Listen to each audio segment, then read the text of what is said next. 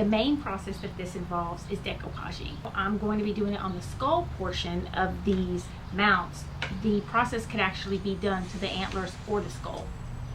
The first thing you're going to notice is you don't have to have a fancy craft room. So one of the things that makes doing this a lot easier is having some type of lazy Susan to spin as you work on your animal skull. It just eliminates you from having to touch it so much, and it makes the process so much better.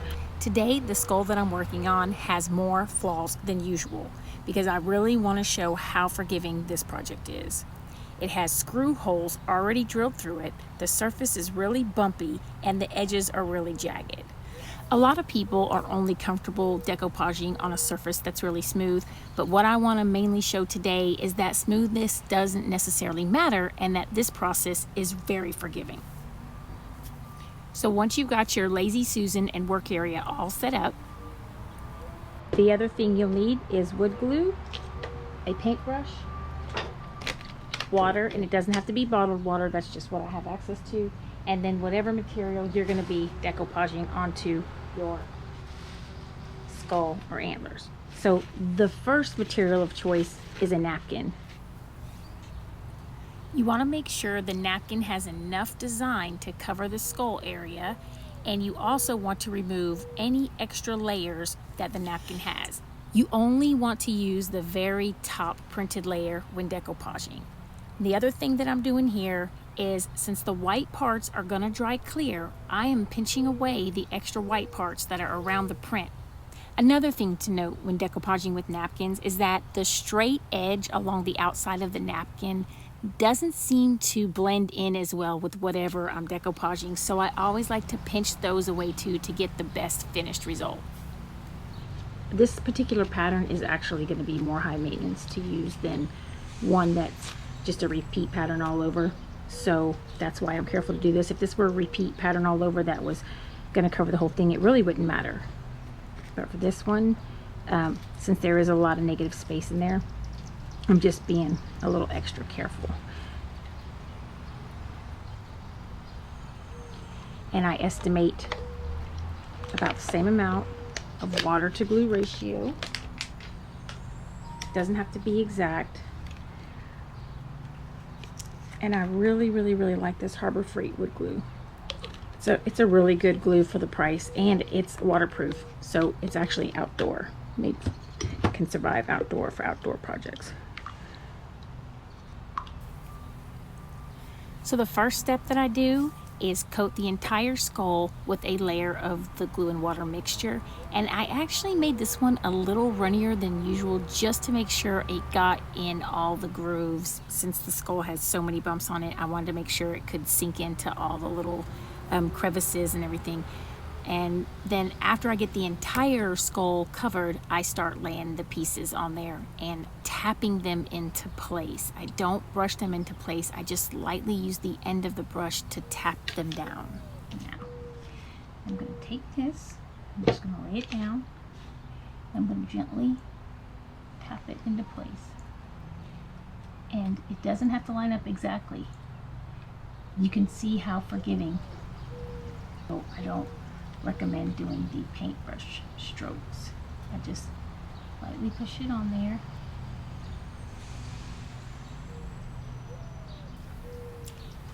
Keep in mind, anytime it might look like I'm doing the painting motion, the very tip of my brush is just grazing the napkin. I'm not brushing the entire napkin like a paint stroke.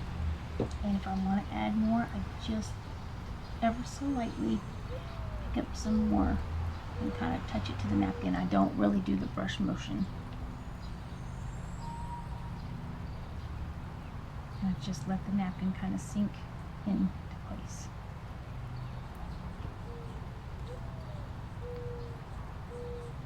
You can see right there where it even folded over on itself.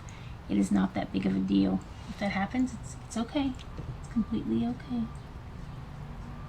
The main thing you want to do is make sure it just kind of sinks in and adheres everywhere that it needs to.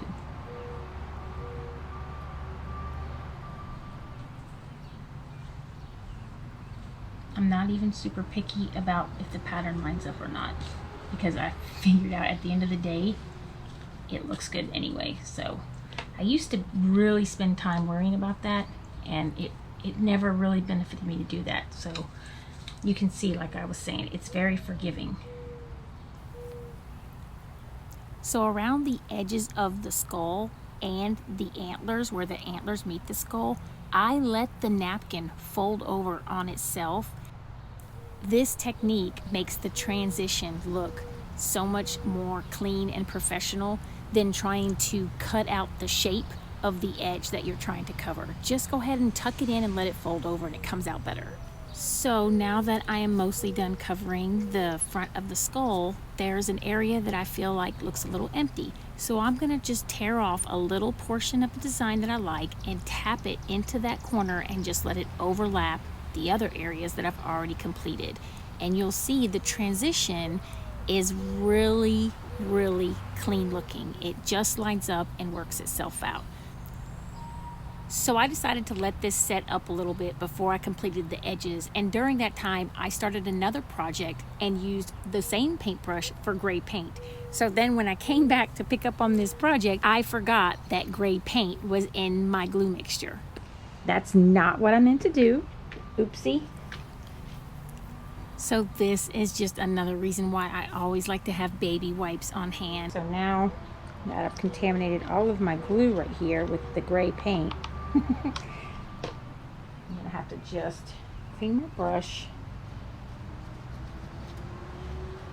and make a little bit of a different mixture.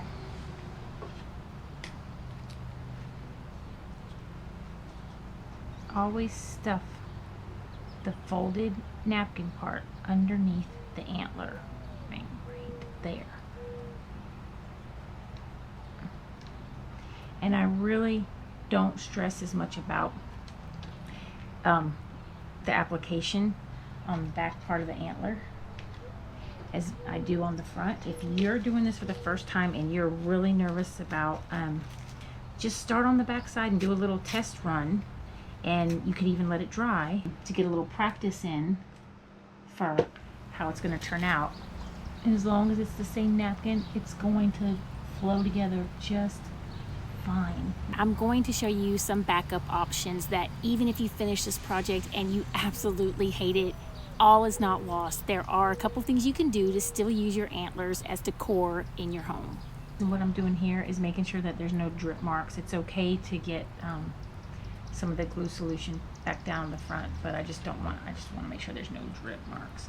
So let's say you finish your project and you just absolutely hate it. Well, here's some options to still spruce up your antlers with some scrap floral pieces that you probably have laying around.